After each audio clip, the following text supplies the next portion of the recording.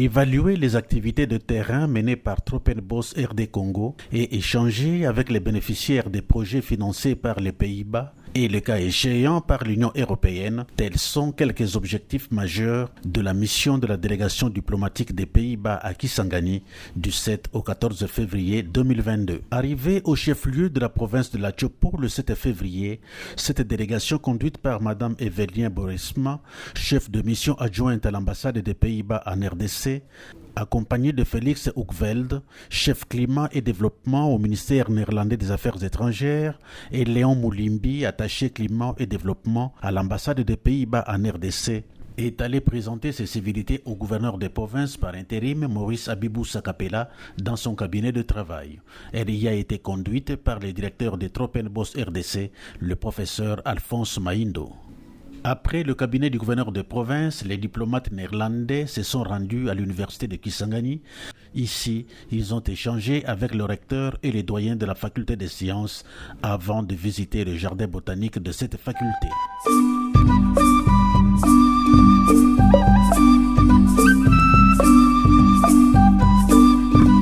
Le deuxième jour d'activité de la délégation néerlandaise à Kisangani a été consacré à plusieurs séances de travail. D'abord avec les agents des Tropenbos. Leurs échanges ont porté notamment sur les projets exécutés, les activités de terrain et les relations avec d'autres ONG. Sans désemparer, les diplomates néerlandais ont poursuivi leurs échanges avec les partenaires impliqués dans la gouvernance forestière, notamment la coordination des Pyrénées plus orientales et les parties prenantes du secteur de l'environnement. Le reste du temps a été consacré aux visites de terrain afin de s'assurer du déroulement des activités de la foresterie communautaire et du Pyrénées oriental. C'est ce qui justifie ce long voyage qui les a conduits dans différents sites d'exécution de ces projets situés sur la nationale numéro 4, route Ituri, et la nationale numéro 3, route Lubutu. Au total, 10 sites visités, dont 9 sur la RN4 et 1 sur la RN3. À chaque étape, ils ont eu des échanges avec les bénéficiaires sur les avantages, les défis ainsi que leurs attentes. Ils ont visité également les activités des pépinières de culture pérennes, arbres fruitiers et d'essences forestières. Des explications avec Nathalie Longonia, assistante technique de Tropenbos RDC. Donc ces arbres sont rares aussi et puis c'est vraiment éloigné. Alors nous avons inséré aussi, la communauté a accepté aussi d'insérer ça dans la forêt pour permettre à ce qu'il y ait des chenilles à la longue. Il y a aussi quelques safoutiers qui sont là. Quelques safoutiers, un peu de pommier et l'avocatier qui est là. Là où il faut percer américaine, c'est l'avocatier. Ah oui, ouais. Là c'est le café. Nous avons à peu près 800 plantiers. Les champs de culture pérennes où sont plantés les cacaoyers et les palmiers à huile dans les espaces dégradés n'ont pas non plus échappé à la visite de la très haute délégation de l'ambassade des Pays-Bas en RDC.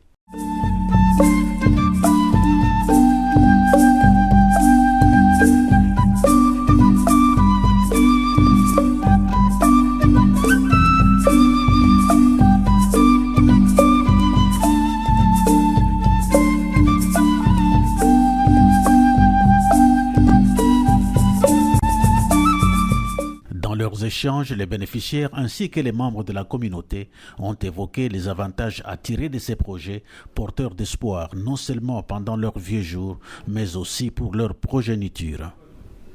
Avec les démarches, les accompagnements, à tel point qu'aujourd'hui nous sommes avec un titre forestier. Alors à partir de ce titre forestier, notre forêt est déjà bien sécurisée. Est vraiment sécurisée à tel point que les animaux qui étaient vraiment menacés, aujourd'hui, ils reviennent près de quoi? Près du village. Et puis nous avons aussi beaucoup d'okapis dans cette forêt.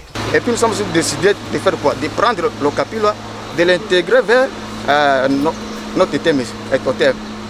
Donc les animaux interdits. Nous voulons ceux qui comprennent aussi l'okapi qu'on intègre. Parce qu'une fois, si vous les menacez ou vous les tuez directement, vous allez subir la mort. Est-ce que vous avez d'expérience de la pépinière? J'ai déjà des notions sur ça. Les assistants du terrain nous apprennent quand même comment planter, comment mettre dans le sachet, ainsi de suite. Avec quelle espèce de terreau.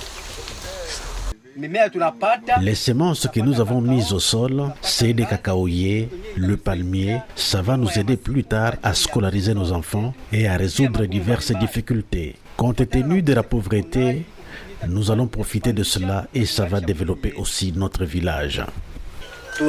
Nous avons maintenant la force de protéger notre forêt parce qu'avant, les sols et les sous-sols appartiennent à l'État. Je remercie également Tropenbos pour les différentes formations suivies. Autrefois, une femme ne pouvait pas prendre la parole devant les hommes.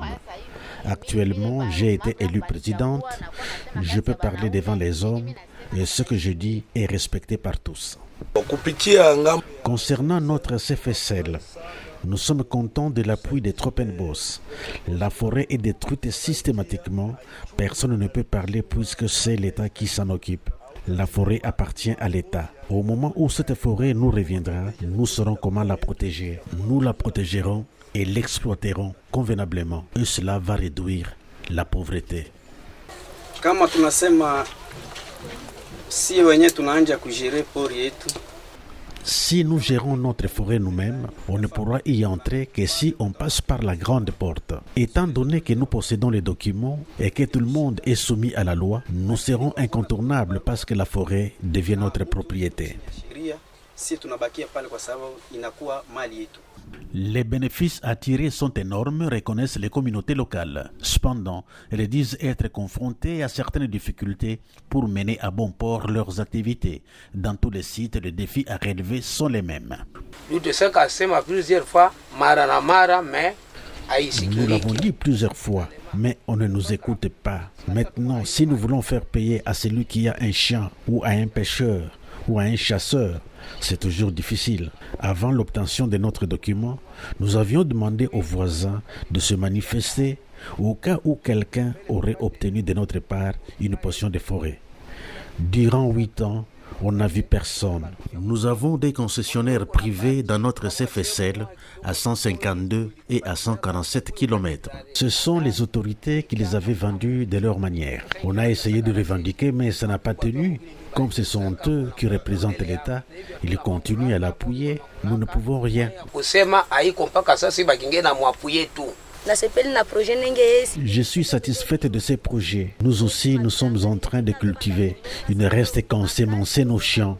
Mais nous n'avons pas assez de force à cause d'énormes difficultés. Nous sommes contents de votre présence, que vous puissiez nous assister pour que nous allions de l'avant. Autre chose, nous demandons un appui, surtout une tronçonneuse. Il y a beaucoup de grands arbres dans la forêt. Si nous en avons, nous pouvons abattre 2 ou 3. On les ramène sur la route. Dès qu'on les achète, nous allons en bénéficier. Si vous n'avez pas cette machine, comment allez-vous couper ces arbres?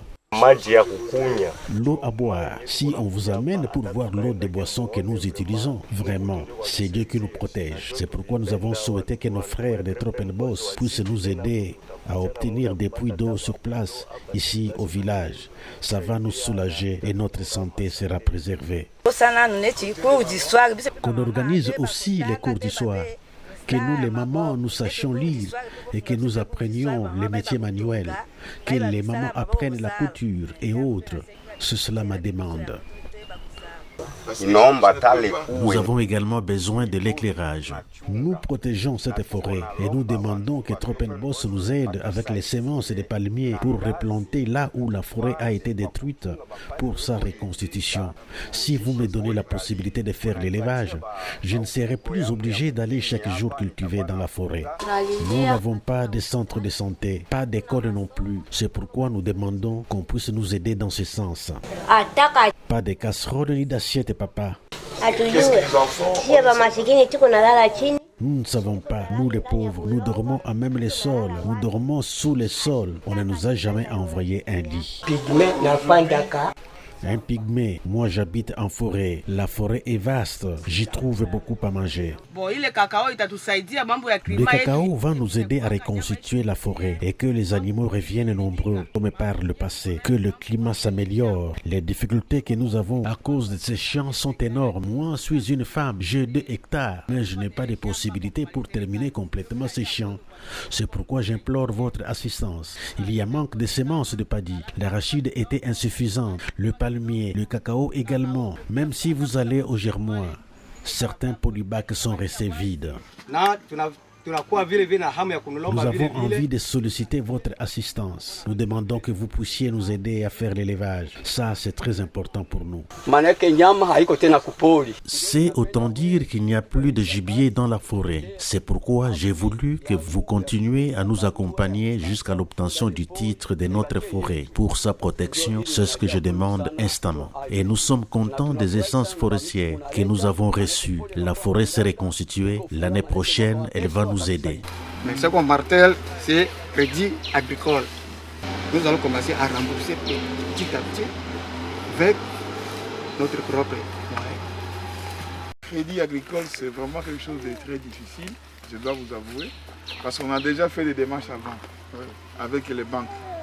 On a travaillé plusieurs banques de Kisangani pour négocier avec eux des crédits un peu particuliers pour les petits exploitants forestiers et agricoles. L'unique banque qui a s'est montrée un peu ouverte à faire un pas, c'est la TMB. La TMB avait dit oui, je peux faire quelque chose, mais ça doit être discuté d'abord et validé au niveau du conseil d'administration, à Kinshasa, tout ça. Voilà. Simco aussi, ils avaient proposé qu'ils pouvaient faire ça, mais que les gens commencent d'abord par adhérer à leur truc, qu'ils ouvrent d'abord un compte là-bas, mais leur taux de crédit et les taux d'intérêt plutôt, et les montants de crédit qu'ils pouvaient donner, c'était quand même des montants limités. Ça n'a pas intéressé beaucoup de gens. Bon, peut-être qu'il faut qu'on retravaille. Une autre possibilité devant permettre l'acquisition de crédits agricoles est l'élaboration par Tropenbos RDC d'un projet à soumettre au gouvernement néerlandais, a déclaré le professeur Alphonse Maindo. À ce sujet, Félix Hoekveld précise le grand défi y afférent. C'est dans le programme de Tropenbos, donc il y a trois piliers, et un de ces piliers, c'est l'accès au financement. Oui. Donc ce que j'ai compris maintenant, c'est que les banques ne sont pas tellement intéressées. Oui. Et bon, le projet d'AED, c'est terminé. Donc est-ce que vous pouvez trouver maintenant une sortie? Ensuite, au sujet de l'approvisionnement en eau potable, un projet est en cours de finalisation avec un partenaire, affirme le professeur Alphonse Maindo. Et donc, mais nous, ce n'est pas dans notre mandat de faire de la production et de la distribution de l'eau. Alors, mais on a essayé de faire des plaidoyers, on a parlé de ça autour de nous. Et il y a eu effectivement une ONG belge qui s'occupe de ces questions-là, John Forota, et qui est venu nous voir, a dit est-ce qu'on ne peut pas faire quelque chose ensemble? Alors, puisque vous êtes dans ce secteur-là, vous êtes dans ce milieu-là, on peut intervenir. Et ça a abouti à un projet qu'on a introduit à la coopération belge. Et ça a été accepté et nous sommes en négociation pour signer l'accord pour ça. Et ça devrait commencer en avril. Donc les gens dans ce CFSL-là pourraient avoir des puits d'eau aménagés tout près du village et pour qu'ils puissent avoir de l'eau de bonne qualité. Et ça va être aussi pour aménager certains bassins de cours d'eau qui étaient en train de s'assécher.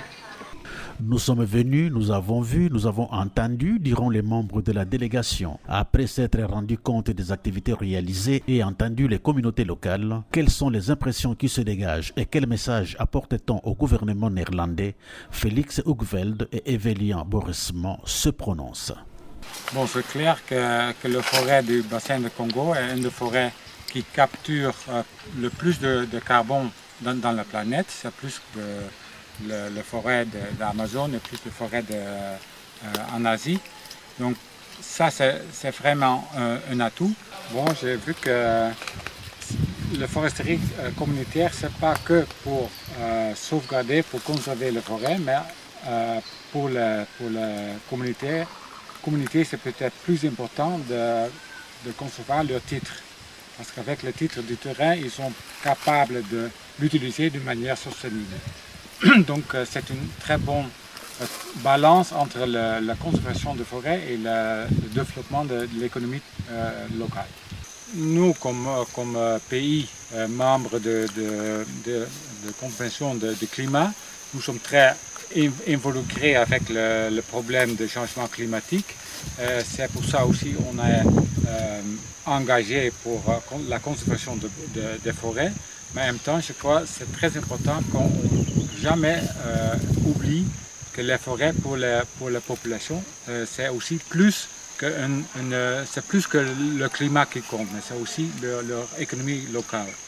Donc je dirais aux mes parlementaires qu'on peut parler beaucoup de forêts, beaucoup de climat, mais la première chose, surtout dans un pays comme le RDC, c'est le développement qui compte. Dans le cas, il y a différents cas. Le semence n'était pas bien. Et ça, il y a déjà prévu. Donc, quand même, le semence qui n'était pas bien sera remplacé avec l'autre semence. Et aussi, il y a dans certains endroits aussi, on va encore augmenter la quantité de semences. Et ça, c'est maintenant, Tropenbos est en train de vérifier ce sera quelle quantité à quelle localité. Pour moi, c'est quand même la première visite ici. Je suis pas encore longtemps au RDC.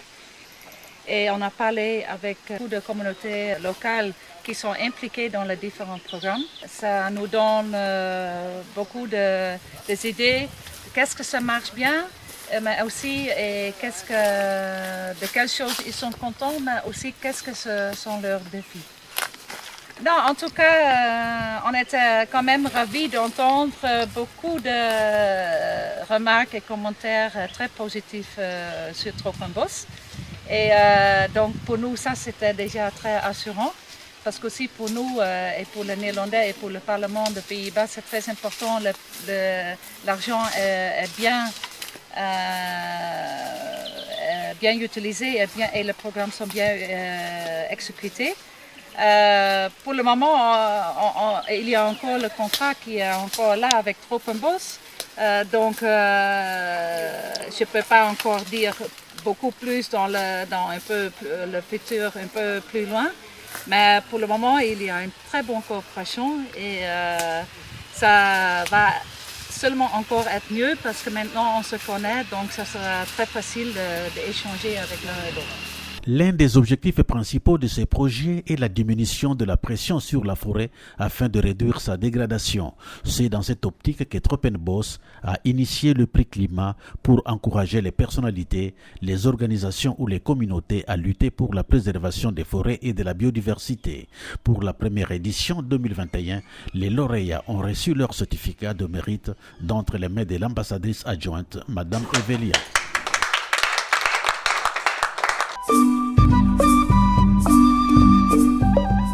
Signalons que fort du succès enregistré par ce projet dans le territoire de Bafoussende, lors de la visite rendue à l'administrateur du territoire par la délégation pour lui présenter les civilités, Bireke Kafoura a saisi cette opportunité pour lui exprimer son souci d'intégrer aussi le programme en cours d'exécution. Il en est de même de la société civile locale. Si à l'autorité territoriale l'impossibilité d'intégrer ce programme lui a été signifiée en raison de certains critères spécifiques, la société civile quant à elle a été informée de la disponibilité des fonds octroyés au GTCRR, Société civile environnementale, par le FONARED. C'est de ce côté-là qu'elle devra orienter ses préoccupations, lui a-t-on précisé. Soulignons que c'est dans une ambiance bon enfant et de fête que la délégation a été accueillie dans les différents villages de Bafoussende où elle a eu à s'arrêter pour le travail.